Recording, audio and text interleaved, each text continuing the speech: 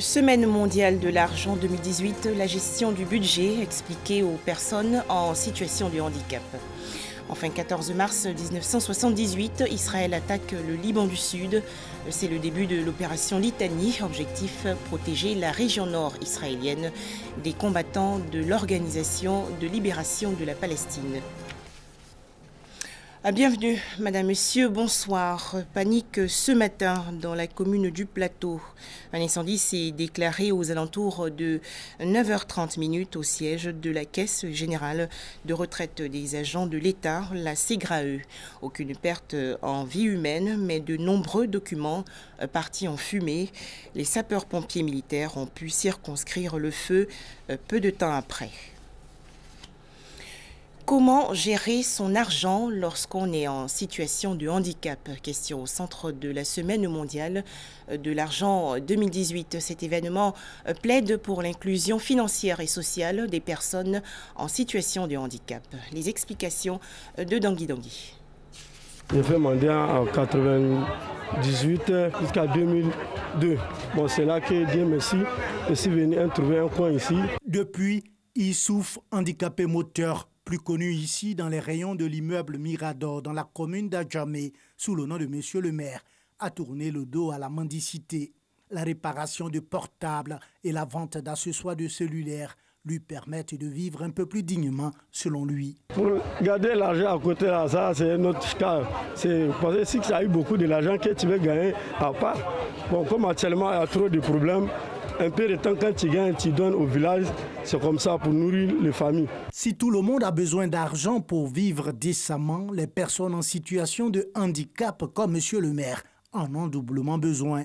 C'est la thèse défendue par de nombreux handicapés. On a doublement besoin d'argent parce que le fait d'être handicapé ne peut pas se déplacer facilement. Si je dois partir même d'ici ou à Sakara, à Figayo, je suis obligé de prendre un taxi.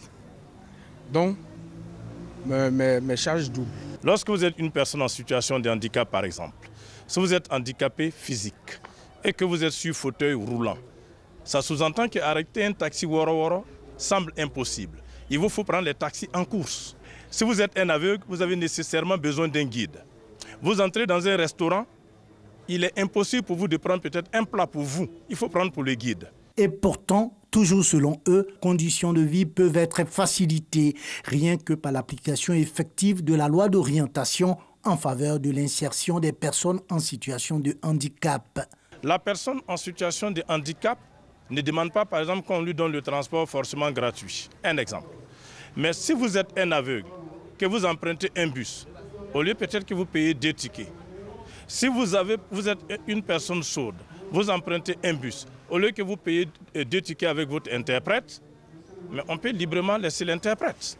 Est-ce que vous voyez? Ça, c'est une mesure tout à fait concrète. Présenté comme le salut des personnes en situation de handicap vivant en Côte d'Ivoire, pourquoi l'application de cette loi patine-t-elle? Le ministère en charge de la protection sociale, généralement des personnes, ce qu'on appelle des affaires sociales, donc des personnes en situation de handicap, évolue et change constamment.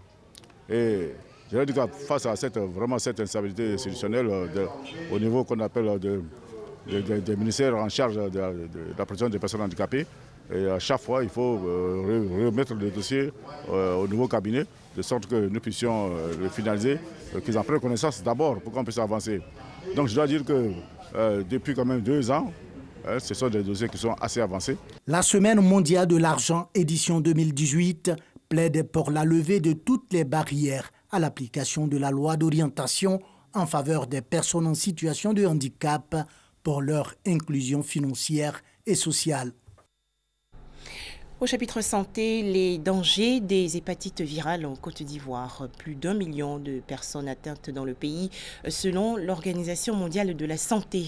Et pour prévenir ces maladies, une campagne de sensibilisation a été lancée récemment dans le district d'Abidjan par la fondation Lévite Inter. Les explications de Doigt de Laser. Salimata Kone, 35 ans, ne peut plus tenir sur ses pieds. Elle a du mal à se déplacer parce que, affaiblie par l'hépatite virale qui l'a clouée au lit depuis plus de 15 ans.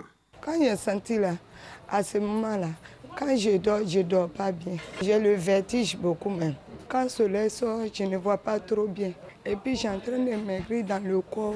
Mon cœur là aussi me fait mal souvent. Et ça, là, à l'hôpital, ils m'ont dit que j'ai un problème de hépatite B. Je n'ai pas l'argent pour payer ces médicaments. Ma maman ne vit plus. Je ne sais pas comment il a fait. Je suis sortie avec un peu de larmes dans l'hôpital. Salimata Kone est l'aînée d'une fratrie de 4 enfants dont le père et la mère ne vivent plus depuis plusieurs années. Elle s'occupe seule de ses petits frères malgré cette maladie qui la ronge. C'est une maladie qui m'a tellement fait souffrir qu'aujourd'hui, que je ne sais pas comment vivre ma vie. Quand mes camarades passent, je suis assis au dehors comme ça, je les envie. Mais moi, aujourd'hui, je suis devenue orphelin avec une maladie encore de plus. Les hépatites virales sont des inflammations du foie provoquées par des virus spécifiques appelés virus de l'hépatite B et C qui se transmettent par voie sanguine à travers des objets tranchants souillés, mais aussi par voie sexuelle et de la mère à l'enfant. Les hépatites se propagent de plus en plus parce que la maladie reste encore peu connue. Je ne vais pas à l'hôpital, donc aujourd'hui même j'attends cette maladie, sinon je ne suis pas au courant de cette maladie. Je ne connais pas grand-chose là-dessus. J'ai eu même un parent qui a souffert de ça, mais enfin qui a été guéri. La transmission, si je dis, je ne sais pas s'il y a la salive ou quelque chose comme ça là-dedans, là je ne sais pas vraiment. Je connais une personne qui a été atteinte de cela. Il a été pris en charge beaucoup trop tard. Le foie a été atteint et on devait retirer de l'eau de son foie.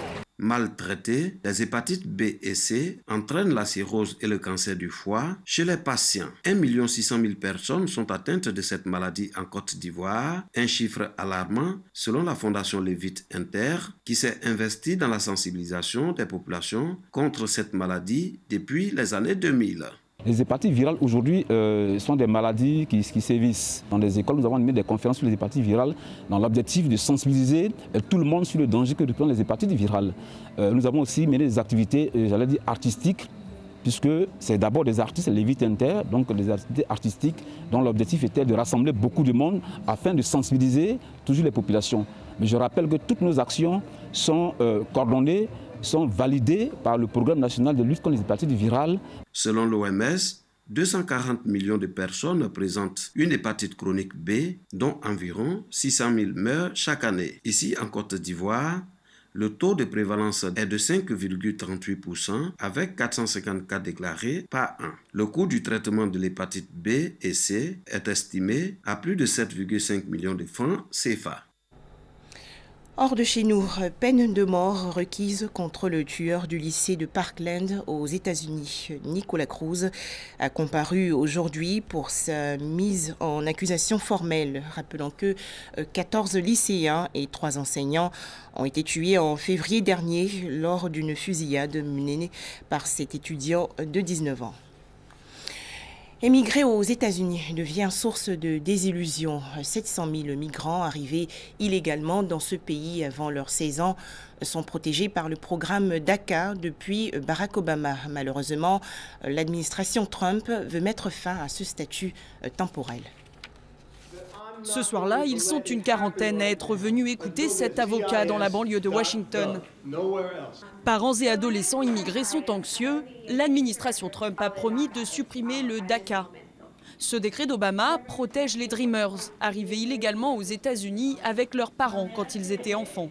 L'abrogation est contestée en justice et le Congrès n'arrive pas à se mettre d'accord sur une alternative. En attendant, le statut de Nicole, 17 ans, est en suspens. Un jour, notre gouvernement tweet qu'il aime ses Dreamers, qu'il veut tout faire pour les protéger. Mais ensuite, comme par exemple au discours sur l'état de l'Union, il parle des Dreamers comme des criminels. Nicole joue au volley et participe au journal du lycée. Mais à la différence de ses camarades, elle n'est pas citoyenne américaine. Un secret qu'elle a mis du temps à partager avec ses amis. Tu réalises ce qu'elle dit et tu te dis, ça arrive à des vrais gens, c'est mon ami. D'une certaine façon, ça vient de nulle part, c'est comme un choc. Arrivée de Bolivie bébé, Nicole a découvert à 15 ans qu'elle était sans papier. Elle qui se croyait américaine tombe des nues. Après ça, je me suis dit, ok Nicole, tu dois accélérer le rythme, tu dois le faire. Ça va être dur, mais tu dois travailler plus dur, étudier plus, tu dois t'engager. Ses parents et ses deux sœurs sont aujourd'hui régularisés. Mais si la loi tourne en sa défaveur, Nicole pourrait être expulsée dans un pays dont elle n'a aucun souvenir. Vous ne savez pas ce qui peut se passer. Ils peuvent aller après elle. On ne sait pas. Alors oui, nous avons peur. Selon un récent sondage, 76% des électeurs américains seraient favorables à la naturalisation des 700 000 Dreamers vivant aux États-Unis. En Allemagne, Angela Merkel est élue aujourd'hui pour la 4e fois par les députés. Avec 364 voix sur 709, la chancelière allemande a dépassé les 355 suffrages nécessaires pour gouverner encore le pays. Les Philippines se retirent de la Cour pénale internationale, annonce faite aujourd'hui par le président Rodrigo Duterte. La CPI avait fait savoir récemment qu'un examen préliminaire, étape préalable à une enquête, a été ouvert sur la campagne anti-drogue menée par le président philippin. À noter que depuis son élection, près de 4000 trafiquants et usagers de drogue présumés ont été tués par la police. Le Portugal veut booster son secteur du tourisme et pour atteindre cet objectif, le pays mise aujourd'hui sur la concession de son patrimoine historique à des groupes privés. Enfin, 14 mars 1978, début de l'opération Litanie au Liban du Sud par les forces israéliennes. L'État hébreu veut ainsi protéger le nord de son territoire des combattants de l'Organisation de libération de la Palestine. Comment alors vont réagir les Nations Unies? Les explications de Zélie Kaïmoura et Koné Pargassoro. C'est la première attaque de grande envergure du Liban Sud. Elle a lieu le 14 mars 1978 et est baptisée Opération Litanie. Pour la petite histoire, Arabes et chrétiens s'entredéchirent 3 jours avant le déclenchement de l'opération militaire. 37 Israéliens sont massacrés dans un bus de Tel Aviv par des membres de l'OLP infiltrés depuis le Liban. Cette attaque est la dernière et la plus meurtrière d'une série d'attaques palestiniennes conduites depuis le territoire libanais. Israël décide de mettre en place une zone tampon au sud du Liban pour se protéger des attaques des fidèles palestiniens.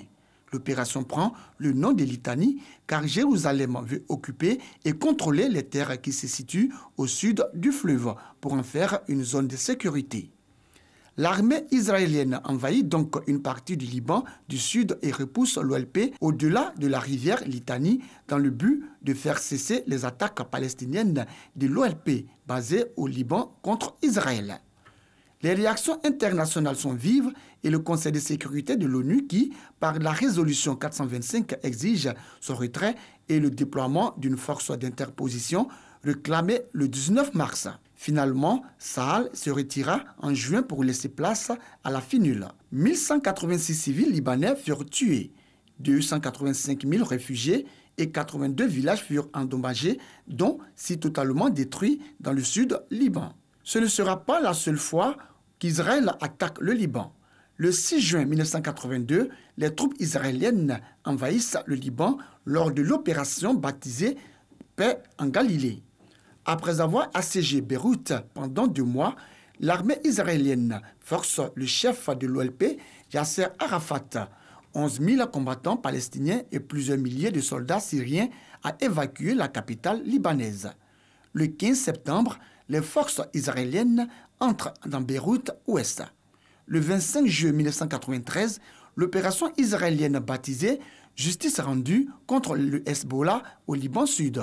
Le 11 avril 1996, Israël déclenche une opération baptisée « Raisin de la colère » contre le Hezbollah. 6 arrêts aériens israéliens en 16 jours.